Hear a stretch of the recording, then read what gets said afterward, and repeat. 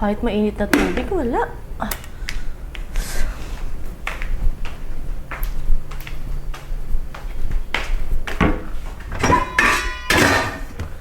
Wala ding sinaing. Please naman itong bahay na to.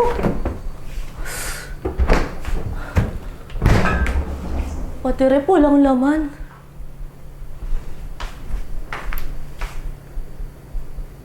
Ano ba naman yan? Wala tayong almusal? Kahit sa rep, wala man lang pwedeng lutuin?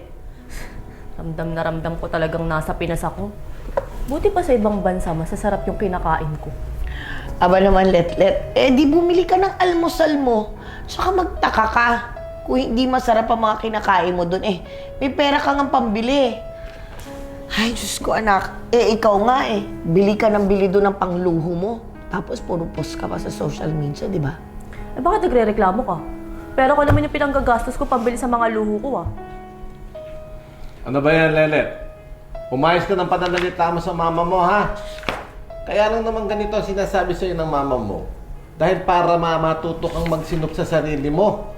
Yung ganitong panahon na wala kang trabaho, may ipon ka. Ano ba, Letlet? Hindi na tayo kagaya nung dati. Napakalaki ng ginastos ko sa kolehiyo mo para mapag-aral ka lang sa magandang school. Hindi nga ako nakapagtapos pero nakapag-abroad naman ako ah. Oo nga. Kami rin naman, di ba, ang gumastos ng pang-abroad mo? Oh, nasaan na? Puro kayabang ang inuna mo. Eh, di hanggang ngayon, wala pa rin. Ay naku, ewan ko sa inyo.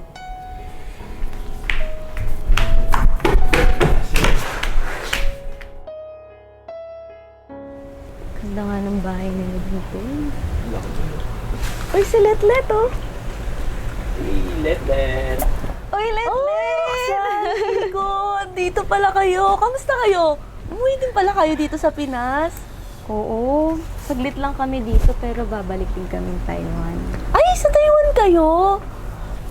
Balita ko, mababa sahod dun ah. Parang kalahati lang ng sweldo ko sa Middle East. Kaya kailangan yung bumalik agad dun. Parang kapag yung sahod yung dalawa, pinag-combine, parang sahod ko na. Oo. Ayos, sana compute mo yun. Galing mo pa rin sa mata, parang high school lang ah. Syempre, oo naman. Bida-bida pa rin. Ano? Hindi, sabi ko magaling ka sa mata. Ha? Oo naman. Nga pala, ano nga pala yung trabaho nyo doon? At DH kami nung Sabi na nga ba DH kayo. Syempre, di naman kayo magaling nung high school, kaya yun lang yung naging trabaho nyo.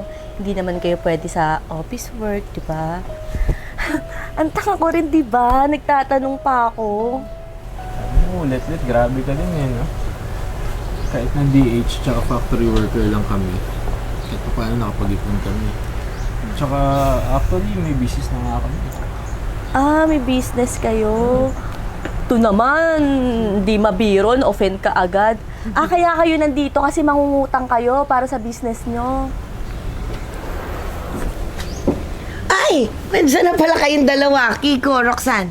Tara na. Pasok na tayo. Dito na tayo sa loob mag-usap. Sige, aling lang Sige ka na.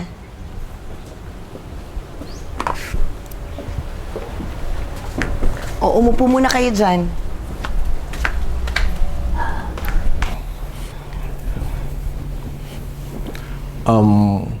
Good morning sa inyo. Pasensya na nga pala kayo. Hindi ko na kayo nasa lubong. May ginagawa pa kasi ako kanina. Grabe kayong mag-asawa. Parang hindi kayo nagbago. Parang hindi kayo nag-abroad no? At napakasimple niyong tignan. At tingin ko napakasimple din ng lifestyle niyo. Tito, hindi naman po kasi porket nakarating kami sa ibang bansa, magyayabang na kami. May ibang priorities na po kasi kami. Ay, nako, si Papa, makapuri sa dalawa. Malamang simple yan. Paano bobongga yan? Mababa lang naman yung sahod ng mga OFW sa Taiwan. Hindi katulad sa amin sa Middle East.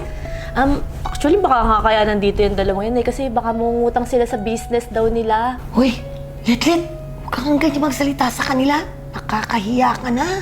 Anong nakakahiya? Ang nakakahiya, mula noon, nangungutang na yung magulang nila. Tapos ngayon sila naman. Letlet! Nandito si Roxanne at si Kiko para bilhin tong bahay natin. Ano? Anong bibilin? Ay, naku, Letlet. Paano kasi? Wala kaming pang-placement fee mo para makabalik ka sa ibang bansa. Sana nga isasanla lang namin eh, pero pakiramdam ko hindi naman namin matutubos dahil alam namin pag nakaalis ka na, uunahin mo naman yung luho mo dun eh. Let. Yun yung dahilan bakit lumapit sa amin yung mama mo. Kasi yun nga yung problema niya. Kasi baka hindi niya kayanin yung mga gastos mo. Kasi babalik ka dito sa bansa. Alam mo, Letlet, naranasan namin yung hirap ng buhay.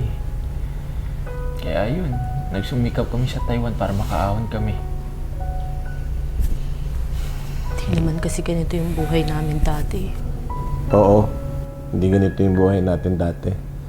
Lahat ng pagkakataon binigay namin sa'yo. Pero yung pagkakataong binigay sa'yo, hindi mo pinahalagahan. Anyway, Mama, kunin ko lang muna yung papeles na pipirmahan natin. Sige na.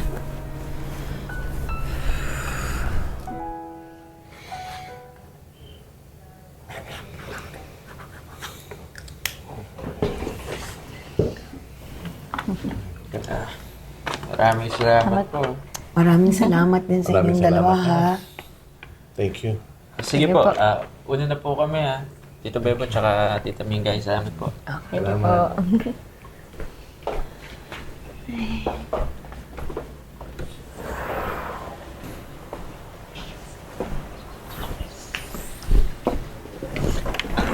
Roxanne, Kiko!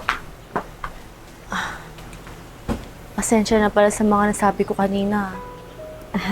Wala yun. Alam mo, advice ko lang sa'yo, matatanda na tayo. Dapat alam mo yung mundong ginagalawan natin. Siya nga pala, kung gusto mo pumunta sa Taiwan, may recruitment agency kami ng asawa ko. Yun yung bagong business namin. Kaya kung gusto mong pumunta, let us know para makatulong kami sa'yo. Sa wala naman nagbago eh. Yun ka pa rin naman eh. Ikaw pa rin yung mga nambubuli sa amin ng high school. Kups na kups pa din. Tara na. Sige, Letlet ha.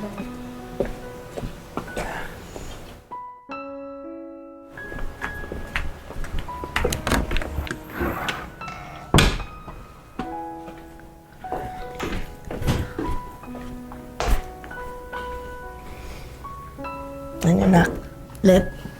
Sana natuto ka na, ha? Responsibilidad mo na ngayon ang sarili mo. Yung mga bagay at desisyon mo ngayon. Sana pag-isipan mo at para sa ikabubuti ng future mo, ha? Opo, Ma. Salamat po, Kasi kahit puro ako yabang, hindi ko pa nababalik lahat ng ginawa niyo sa akin. Nandyan pa rin kayo para gabayan ako.